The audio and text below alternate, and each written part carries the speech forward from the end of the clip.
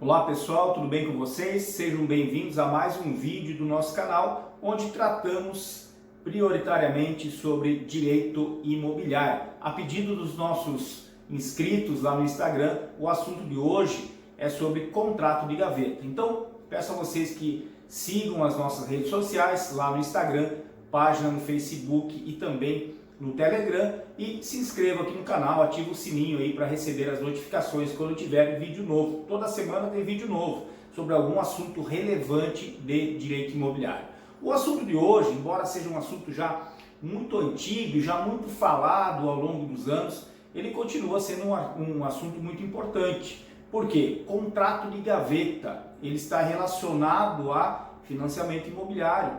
Então, pessoas que compram um imóvel, mas não têm condições de assumir o financiamento imobiliário. E aí eles continuam pagando aquelas parcelas em nome do vendedor. Isso é, na prática, o contrato de gaveta. E como é que ele surgiu? Lá na década de 80, havia muita restrição ao crédito imobiliário e os juros eram muito altos, então fazia com que aquela pessoa que comprasse o imóvel, muitas vezes ela comprava financiado e num dado momento ela queria vender aquele imóvel. Mas o interessado na compra desse imóvel não tinha condições, não conseguia aprovar, ou tinha alguma restrição de crédito, ou ele até não tinha restrição, mas não conseguia aprovar o seu cadastro junto ao banco financiador, ao agente financeiro, ao credor, enfim. E aí o que acontecia? As partes, o vendedor queria vender, o comprador queria comprar, mas eles não teriam a anuência do banco. Por quê? Porque o comprador não tem crédito, não tinha condições de assumir. E aí eles faziam um contrato entre eles. Essa é a natureza, é um contrato particular, que só tem validade entre aquelas pessoas contratantes. Por quê? Por que não tem validade perante a terceiros?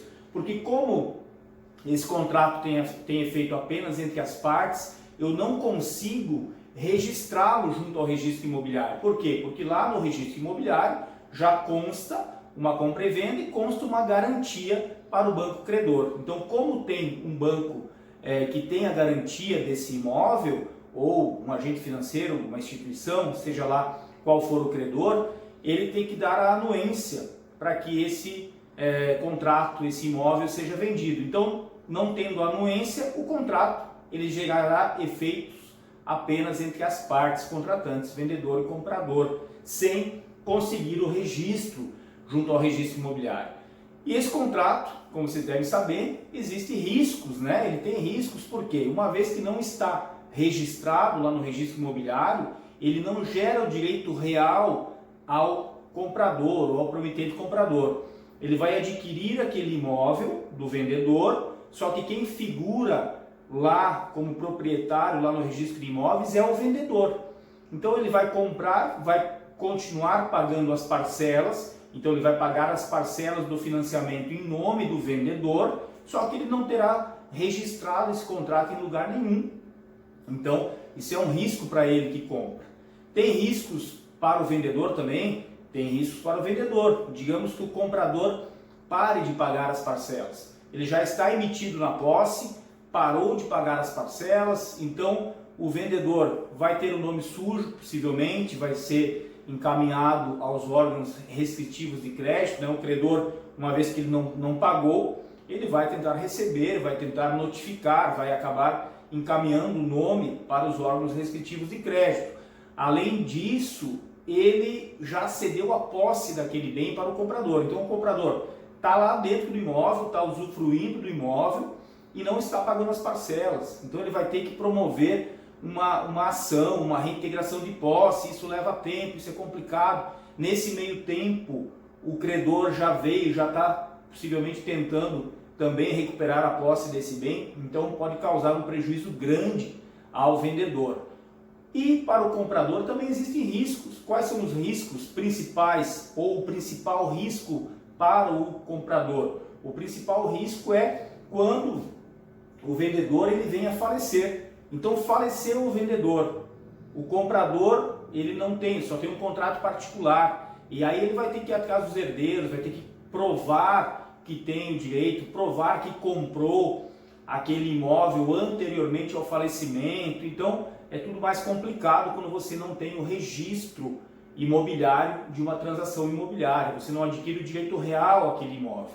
Mas o que tem a favor dos compradores é que os tribunais já admitiram já há muito tempo a validade do contrato de gaveta. Só um parênteses aqui, por que de gaveta? Por que foi dado esse nome ao contrato de gaveta? Porque é um contrato que só tem efeito entre as partes. Então você pega, assina e coloca na gaveta, em vez de levar ao registro. Por isso, o nome de contrato de gaveta. E os tribunais, eles já reconheceram esse direito, já reconheceram durante muitos anos, isso ficou sendo discutido no meio jurídico, né? Os tribunais discutiram muito isso, mas hoje ele é plenamente reconhecível. O contrato de gaveta, ele é reconhecido então pelos tribunais. Mas, vejam, o comprador, para ver esse direito reconhecido, por exemplo, digamos que o vendedor venha a falecer, isso ele vai ter um trabalho, vai ter um custo, né? Vai ter uma despesa, vai ter que muitas vezes ir para o judiciário, então é tudo muito mais complicado. Outro risco para o comprador é, digamos que o vendedor, agindo de má fé, ele venda para uma outra pessoa. Ou então, depois que o comprador fica ali anos e anos pagando aquelas prestações, como lá no registro de imóveis está em nome do vendedor, digamos que já esteja quitado, o vendedor também, após quitado, venda para uma outra pessoa. Ou então ele se negue,